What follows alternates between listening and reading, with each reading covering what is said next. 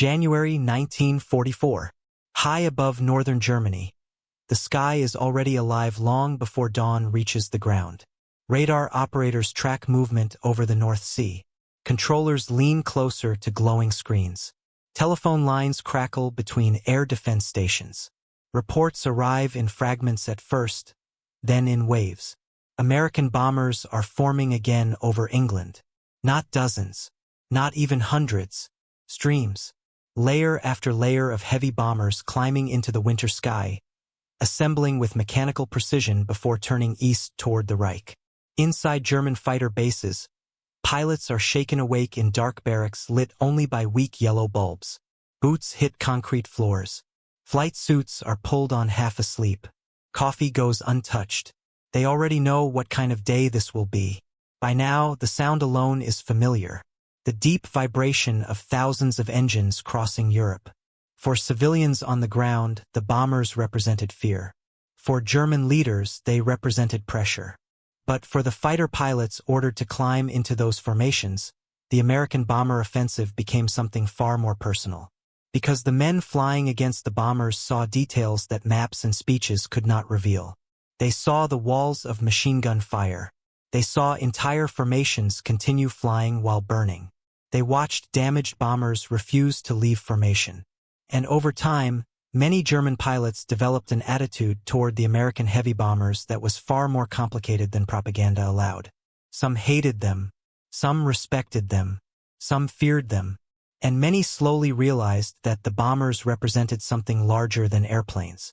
They represented an industrial force Germany could no longer match.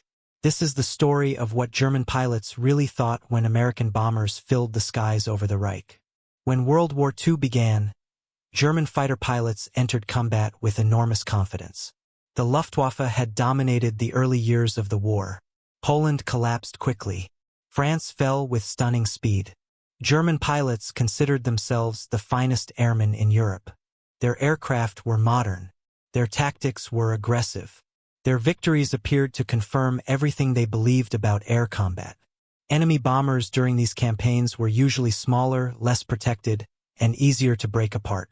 The Luftwaffe learned to think of bombers as vulnerable targets. Dangerous, yes, but manageable. That expectation shaped how German pilots initially viewed the arrival of the Americans. The first American raids over occupied Europe in 1942 did not immediately appear revolutionary. The formations were still relatively small. Crews lacked combat experience. Escort fighters had limited range. And the Luftwaffe quickly discovered that the Americans insisted on flying during daylight. To German pilots, this seemed almost reckless. Daylight bombing gave defenders visibility. Interceptors could climb directly into formation. Flak batteries could track aircraft more accurately. Many German pilots believed the Americans would suffer unacceptable losses and eventually abandon the strategy. Early combat reinforced that belief. When Luftwaffe fighters attacked the first B-17 flying fortresses, they discovered the bombers were heavily armed. But they also discovered they could still be destroyed. Cannons tore through aluminum skin. Fuel tanks exploded. Engines caught fire. Some bombers broke apart dramatically in the air. Veteran German pilots initially described the American bombers as durable but predictable. Large, slow, easy to find, and impossible to hide. Yet those first encounters also introduced something new. The defensive firepower. American bombers did not defend themselves individually. They defended themselves collectively. The closer German fighters approached the formations, the more dangerous the attacks became. Machine gun tracers crossed the sky from every direction. A fighter approaching from behind could suddenly face converging fire from multiple aircraft at once. Pilots who expected easy kills instead found themselves flying into moving walls of bullets. Some German airmen immediately recognized the danger. Others dismissed it as temporary. But almost all of them remembered their first close attack against a fully formed American bomber box. Because the scale of the defensive fire shocked them. One German pilot later recalled that attacking the bombers felt less like air combat and more like flying into a storm made of steel. Another described the formations as porcupines with wings. The bombers could be destroyed, But reaching them often meant accepting enormous risk. And that risk grew steadily as the Americans improved. The Americans called the B-17 the Flying Fortress. German pilots heard the nickname early. At first, many considered it propaganda. Every nation exaggerated its weapons. Yet repeated combat slowly changed perceptions. The B-17 gained a reputation among Luftwaffe pilots not because it was invulnerable, but because it absorbed punishment in ways that seemed unnatural. German fighters would return from combat claiming bombers had continued flying after losing entire sections of wing. Others described aircraft with engines burning that somehow remained in formation. Pilots saw bombers riddled with cannon holes still crossing the German frontier hours later. Stories spread rapidly across Luftwaffe units. Some became exaggerated. Others were completely true. One of the most disturbing experiences for German pilots was seeing American crews refuse to abandon damaged aircraft. A bomber trailing smoke might remain with the formation long after logic suggested it should fall behind. Sometimes the aircraft eventually exploded. Sometimes it limped all the way back to England. German fighter pilots began to understand that American bomber crews operated under intense discipline. Formation integrity mattered more than individual survival. To inexperienced Luftwaffe pilots, this behavior could appear almost mechanical. The bombers simply kept coming, even under attack, even while burning, even while losing aircraft around them. This created a strange psychological effect. German fighters might shoot down several bombers during an interception, yet the formation itself often appeared unchanged. The stream continued. The boxes closed ranks. The target remained ahead. That persistence gradually reshaped German attitudes. The bombers were no longer viewed merely as aircraft. They became symbols of relentless pressure. Some Luftwaffe veterans later admitted that the American formations possessed a kind of emotional weight that was difficult to describe. Not because the bombers were unbeatable, but because they always returned. Again, and again, and again. For German fighter pilots, attacking American bombers was physically exhausting and psychologically brutal. Combat usually began with the climb. Air raid sirens sounded across bases. Pilots sprinted toward waiting fighters. Engines roared alive. Aircraft lifted into cold air and climbed hard toward the incoming formations. Often the bombers were already visible from miles away. Silver shapes reflecting sunlight above the clouds. Contrails stretching across the sky. To many German pilots, the sight was overwhelming. The formations seemed endless. Rows of bombers extending across the horizon. Some veterans later said the scale alone damaged morale before combat even began. Because every pilot understood what the numbers meant. The Americans could afford losses. Germany increasingly could not. Once interception began, conditions became chaotic. German fighters attacked from multiple directions. Head-on attacks became especially common because they reduced exposure time to defensive guns. Pilots closed at terrifying speed. Sometimes the combined closing velocity exceeded 700 miles per hour. German pilots had only seconds to fire accurately before crossing directly through the bomber stream. The danger was enormous. Machine gun fire filled the air. Flak bursts exploded nearby. Collisions became real possibilities. Some pilots described seeing nothing but tracers and aluminum fragments. Others recalled the smell of gunpowder entering cockpits during repeated passes. And unlike earlier campaigns, the bombers fought back continuously. Every attack demanded precision. Every mistake could be fatal. A German pilot who attacked too aggressively might destroy a bomber and die seconds later under concentrated defensive fire. This reality slowly changed the culture inside the Luftwaffe. Early war confidence faded. Fatalism replaced excitement. Experienced pilots became quieter. Briefings focused less on victory and more on survival. New pilots arriving at fighter units quickly sensed the tension. Veterans no longer spoke about combat romantically. They spoke about odds, fuel, altitude, timing, and luck. Because luck increasingly determined who returned. If the bombers alone transformed the air war, the arrival of long-range American escort fighters changed it permanently. In 1943, German pilots still believed they could break the bomber offensive through attrition. American losses were severe. Raids deep into Germany sometimes ended catastrophically. The Luftwaffe understood that unescorted bombers remained vulnerable. Then the escorts changed. Drop tanks extended fighter range. P-47 Thunderbolts pushed farther into occupied Europe. And eventually the P-51 Mustang arrived in large numbers. German pilots immediately recognized the difference. The escorts no longer turned back early. They stayed with the bombers deep into the Reich. This destroyed the old rhythm of interception. Previously, German fighters could wait until bombers reached isolated airspace before attacking. Now they faced aggressive escort fighters before reaching the bomber formations at all. The psychological impact was enormous. Luftwaffe pilots suddenly found themselves fighting two battles simultaneously. One against the bombers, another against American fighters hunting them relentlessly. The Mustangs developed a particularly intimidating reputation. Fast, long-ranged, aggressive. American escort pilots often swept ahead of the bombers searching for German fighters near their own bases. Some Luftwaffe pilots later described feeling hunted in their own airspace. This represented a dramatic reversal from the early years of the war. The balance of initiative shifted. German pilots could no longer choose when and where to engage. American fighters increasingly dictated combat. Losses climbed. Veteran pilots disappeared. And perhaps most importantly, the Luftwaffe began losing experience faster than it could replace it. Young German pilots entered combat with fewer training hours than earlier generations. Many died within weeks, some within days. The bomber offensive was no longer simply destroying factories. It was grinding down the entire German air defense system, and the pilots fighting inside that system understood it. One of the most interesting aspects of the air war over Germany was the gradual respect that developed between enemies. German propaganda portrayed American airmen as criminals and destroyers. But fighter pilots who actually faced the bomber crews often developed more complicated opinions.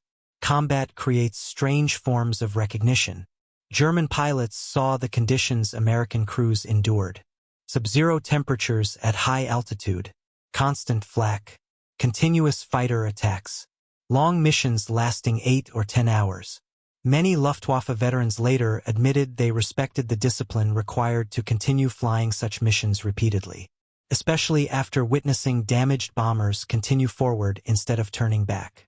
There were also moments of reluctant admiration. German pilots occasionally reported bomber crews trying desperately to save crippled aircraft or protect wounded comrades. Some Luftwaffe pilots described seeing entire American formations slow slightly rather than abandon damaged bombers immediately. Others recalled individual gunners continuing to fire while aircraft burned around them. None of this reduced the violence of the air war. The fighting remained extraordinarily brutal, but it complicated perceptions. The Americans were no longer viewed simply as faceless enemies. They became professional opponents. In some cases, respected opponents. Several German aces later acknowledged that American bomber crews possessed exceptional courage. Not because they were fearless, but because they continued returning despite terrible casualty rates. During some periods of the campaign, bomber crew survival odds were shockingly low. German pilots understood this, because they were inflicting those losses directly, and yet the raids continued. That persistence made a deep impression. Fear existed on both sides of the air war. American bomber crews feared fighters. German fighter pilots feared the formations. But inside the Luftwaffe, fear gradually evolved into something broader. Exhaustion. By 1944, many German pilots no longer believed the air war could truly be won. They still fought aggressively. They still destroyed aircraft. But the strategic picture had changed. Every raid demonstrated the same reality. American numbers kept increasing. German resources kept shrinking. Pilots noticed the shortages everywhere. Fuel rationing reduced training flights. Replacement aircraft arrived late. Mechanical issues became harder to solve. New recruits lacked experience. Meanwhile, the American formations appeared larger every month. This created a profound sense of imbalance. Veteran German pilots increasingly viewed themselves as defending against a machine too large to stop. Some described the feeling as drowning slowly. Others compared it to fighting tides. You could damage individual aircraft. You could even destroy entire formations under certain conditions. But the offensive itself continued moving forward. The emotional strain became severe. Pilots flew repeated missions knowing the odds worsened continuously. Many developed fatalistic attitudes. Some became emotionally detached. Others simply stopped discussing the future. Letters written by Luftwaffe personnel during this period often reveal exhaustion rather than ideological passion. The war in the air had become industrial, and industrial wars consume people steadily. Not dramatically, steadily. In February 1944, the air war reached a turning point. The Allied offensive, later known as Big Week, unleashed enormous American bombing operations against German aircraft production. For Luftwaffe pilots, the scale was shocking. Radar screens filled continuously. Bomber streams crossed the Reich from multiple directions. Fighter bases scrambled aircraft repeatedly. Pilots landed, refueled, rearmed, and launched again. The pressure became relentless. German air defenses were stretched across the entire country. There was no safe sector, no meaningful reserve, and for the first time, many Luftwaffe officers fully understood that the Americans had achieved operational momentum Germany could no longer interrupt.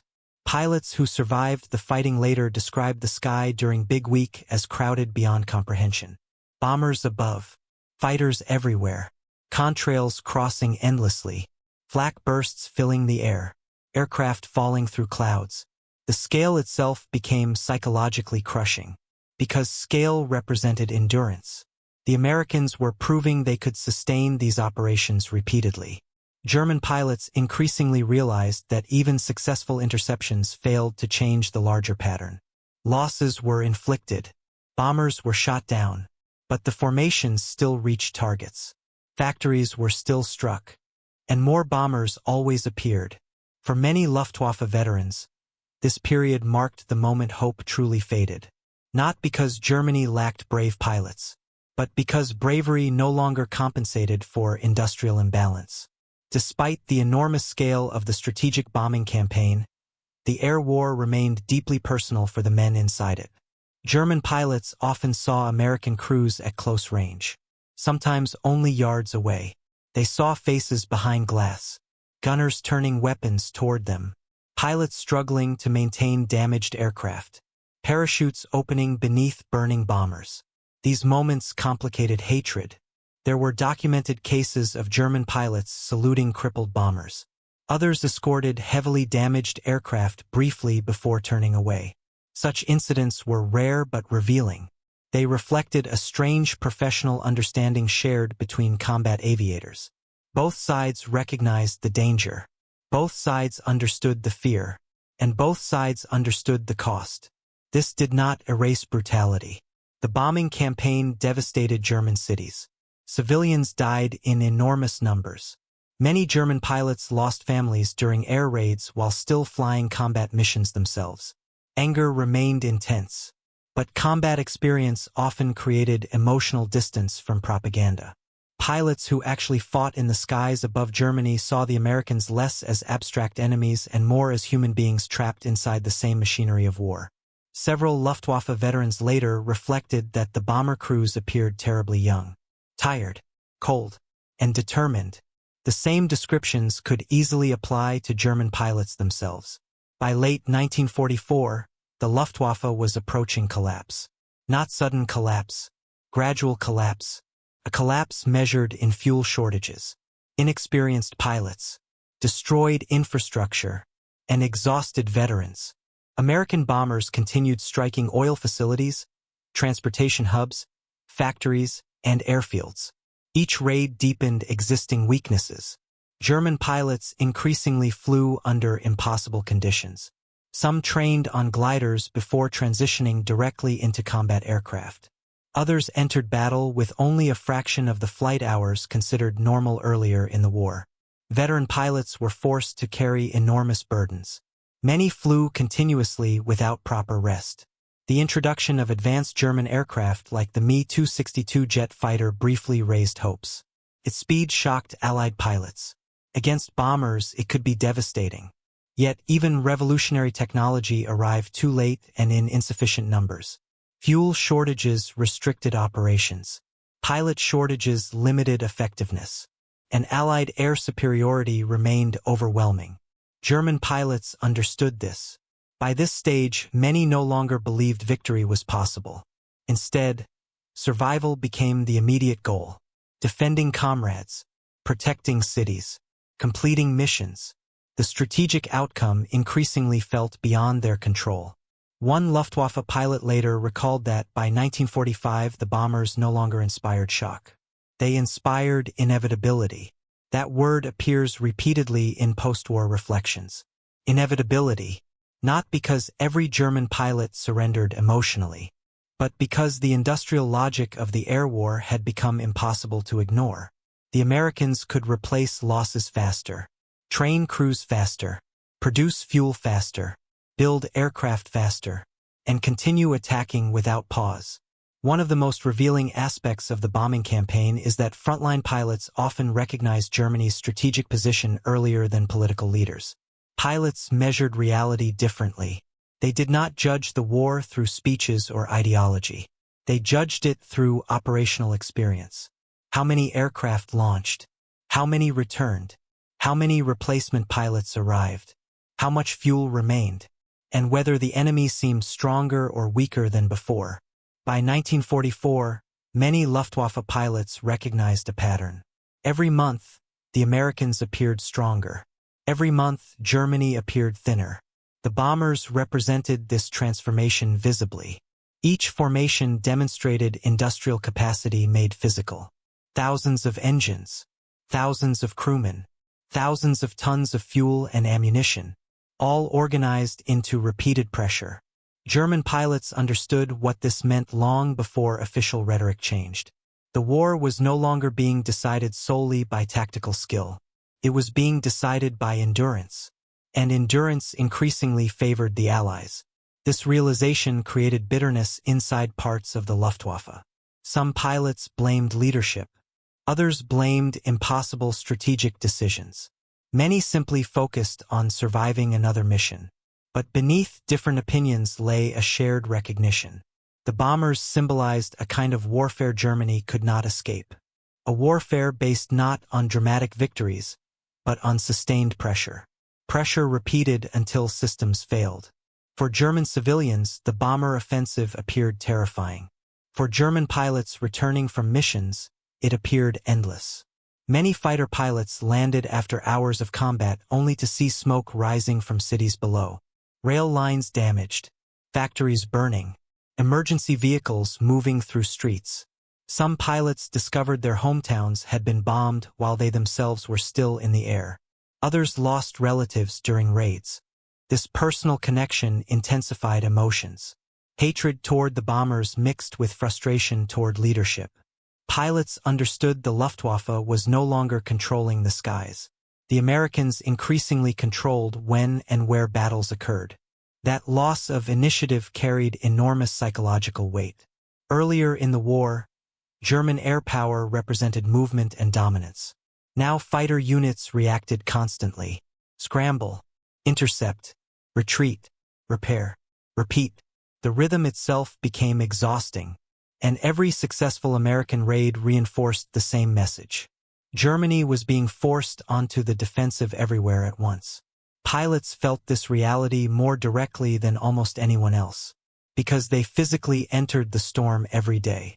As the war approached its final months, Luftwaffe pilots continued fighting under increasingly desperate conditions. Fuel shortages became catastrophic. Aircraft were hidden in forests and improvised airfields.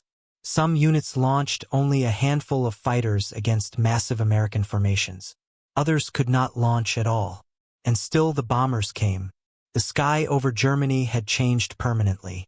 What once seemed unimaginable in the late 1930s had become routine. Entire fleets crossing Europe in daylight, protected by escorts, supported by industrial systems operating continuously. For German pilots who survived the war, memories of the bombers remained vivid decades later. Not only because of combat, but because the bombers represented the moment modern industrial warfare revealed its full scale. Individual courage still mattered. Skill still mattered. But neither could compensate indefinitely against overwhelming production and sustained pressure. Many Luftwaffe veterans later spoke about the strange emotional contradiction of the campaign. They feared the bombers. They hated the destruction. Yet they also respected the discipline and determination required to carry out those missions. The Americans were not superhuman. They suffered enormous casualties. They experienced terror, exhaustion, and loss. But they continued returning. That persistence left the deepest impression. In the end, what German pilots thought about the American bombers was never simple. There was fear. There was hatred. There was respect. And increasingly, there was recognition. Recognition that the air war had become something larger than aerial combat alone. The bombers represented industrial power transformed into constant pressure. A force that did not rely on single victories. A force that could absorb losses and return repeatedly. German fighter pilots witnessed this transformation firsthand. They saw how the formations evolved, how escort fighters changed the balance, how American production replaced destroyed aircraft faster than Germany could replace experienced pilots. And many eventually understood a painful reality. The battle for the skies above the Reich was no longer truly about defending one factory or one city. It was about whether Germany could survive a war of endurance against enemies whose strength increased over time.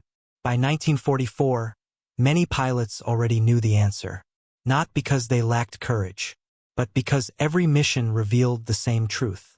The bombers always returned, again, and again, and again. History often remembers the Second World War through battles, speeches, and dramatic turning points.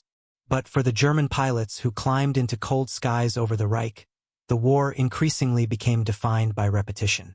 Contrails above the clouds, engines in the distance, silver formations approaching from the west, and the realization that modern war was no longer decided only by bravery or tactics. It was decided by endurance. Because once an enemy can appear in overwhelming numbers day after day without breaking, the meaning of power changes forever. And few men understood that transformation earlier or more clearly than the German pilots who faced the American bombers over the Reich.